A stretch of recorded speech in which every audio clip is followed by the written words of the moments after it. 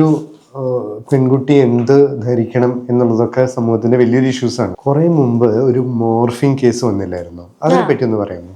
വന്നിട്ടുണ്ട്. അത് ഒരുപാട് നാൾ മുന്നെയാണ്. അത് എന്നെ മാത്രം ഇത് ചെയ്തുകൊണ്ടല്ല, അന്ന് ഫീൽഡിലുണ്ടായിരുന്ന ഈ നമ്മൾ ബാലതാരങ്ങൾ എന്ന് പറയുന്ന കുറേ പെൺകുട്ടികളെ വെച്ചുകൊണ്ട് ഒരു ഗ്രൂപ്പ് ഓഫ് ആൾക്കാർ ഇങ്ങനെ ഇരുന്ന് ഈ ഫോട്ടോസ് മോർഫ് ചെയ്തിടുക, അതുപോലെ മോശം വീഡിയോസ് ക്രിയേറ്റ് ചെയ്യുക, മോശം കമൻസ് ഒക്കെ അവരുടെ ഇതിൽ എഴുതിയിടുക, ക്യാപ്ഷൻസ് അങ്ങനെ ചെയ്യുക, മറ്റുള്ളവരോട് ചാറ്റ് ചെയ്യുക, ഇങ്ങനത്തെ കുറേ ഇത് ചെയ്ത് നമ്മുടെ ശ്രദ്ധയിൽപ്പെട്ട്, നമ്മുടെ എന്നല്ല എല്ലാവരുടെയും, അവർ പബ്ലിക്കായിട്ടാണ് ഇട്ടുകൊണ്ടിരുന്നത്.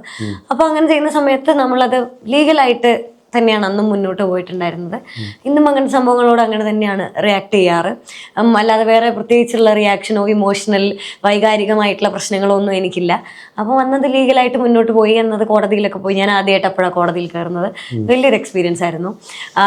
അവിടെ ചെന്നവരെല്ലാവരും പിടിച്ചു. അപ്പം നമ്മളത് അതിനോട് എങ്ങനെ റിയാക്ട് ചെയ്യുന്നു എന്നുള്ളതിലാണ്. അപ്പം അല്ലാതെ ബാക്കിയുള്ള ആരൊക്കെയോ നമ്മളെപ്പറ്റി എന്തൊക്കെയോ ചിന്തിക്കുന്നതിലോ നമ്മൾ അങ്ങനെ നടക്കുന്ന തീരുമാനിക്കുന്നതിലോ ഒന്നുമല്ല.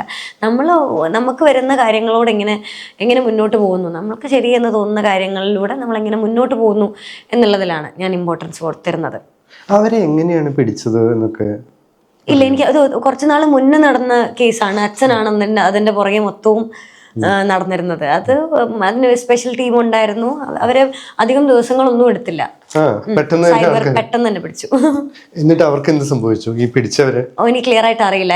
ഒന്നാമത്തെ കാര്യം, അത് ഒത്തിരി കുഞ്ഞു പ്രായത്തിലായിരുന്നു, കുറച്ചുകൂടി ചെറിയ പ്രായത്തിലായിരുന്നു. അപ്പം എനിക്ക് ഒന്നാമത് ഇത് എന്താ വിഷയം എന്ന് പോലും അറിയില്ലായിരുന്നു. അന്ന് മോർഫ് ചെയ്തു എന്ന് എന്തൊക്കെ മോശമായിട്ട് കാണിച്ചു എന്നല്ലാതെ എന്താ ഇതിന്റെ സീരിയസ്നെസ് ഒന്നും അന്ന് അറിയുന്നുണ്ടായിരുന്നില്ല. അപ്പൊ അവരെ പിടിച്ചു. അവർക്ക് അതിന് വേണ്ടിയുള്ള പണിഷ്മെന്റ് എന്തോ അന്ന് കിട്ടിയിട്ടുണ്ട്. എന്തോ ഫൈനും പിന്നെന്തോ പണിഷ്മെന്റും ആണെന്നാണ് എൻ്റെ ഒരു ധാരണ. ഇത് ഒരാളല്ല, ഒരു ടീമായിരുന്നു, കുറച്ചധികം പേരുണ്ടായിരുന്നു. അവരെല്ലാവരെയും പിടിച്ചു. എന്തോ ഫൈനൽ ജഡ്ജ്മെന്റിന്റെ സമയത്ത് എന്തോ കാര്യമായിട്ട് ഈ സമൂഹത്തിൽ വസ്ത്രധാരണത്തിന്റെ കാര്യത്തിൽ ഒക്കെയുള്ള ചർച്ചകൾ ഉണ്ടായിരുന്നതായിട്ട് പറഞ്ഞു കേട്ടിരുന്നു.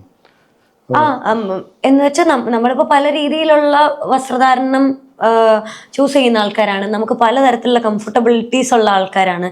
എല്ലാവരും അവരുടേതായ ഇഷ്ടങ്ങളൊക്കെ ചൂസ് ചെയ്യുന്ന ആളാണ്. പക്ഷെ ഇവരെല്ലാവരും അടങ്ങുന്ന, ഇത്തരം വേറിട്ട ഇഷ്ടങ്ങൾ അടങ്ങുന്ന, ഒരുപാട് വേറിട്ട ആൾക്കാർ അടങ്ങുന്ന ഒരു സൊസൈറ്റിയിലാണ് നമ്മൾ ജീവിക്കുന്നത് എന്നുകൂടി നമ്മൾ മനസ്സിലാക്കേണ്ടതുണ്ട്. അതായത് നമ്മുടെ ചോയ്സാണ്, ഒക്കെ നമ്മുടെ ചോയ്സാണ് അല്ലേ. ഞാൻ എന്ത് ധരിക്കണം, ഞാൻ എന്ത് പറയണം എന്നൊക്കെയുള്ളത് എൻ്റെ ചോയ്സാണ്. ആർക്കും എന്നെ നിർബന്ധിക്കാൻ പറ്റില്ല. പക്ഷെ എല്ലാവരും അടങ്ങുന്ന ഒരു സൊസൈറ്റിയിലാണ് ഞാൻ ജീവിക്കുന്നത് എന്നൊരു ബോധ്യം. ഞാൻ ആരെയും ഉപദ്രവിക്കാനോ അല്ലെങ്കിൽ പേഴ്സണലി ഹേർട്ട് ചെയ്യാനോ വേണ്ടി ഒന്നും ചെയ്യുന്നൊരു സംഭവമല്ല എൻ്റെ വസ്ത്രധാരണമോ അല്ലെങ്കിൽ ഞാൻ മുന്നേക്ക് വെക്കുന്ന ആശയങ്ങളോ ഒന്നും അങ്ങനെയല്ല എന്നുള്ളത് അതൊന്നും അവിടെ പറഞ്ഞിട്ടുണ്ടായിരുന്നു.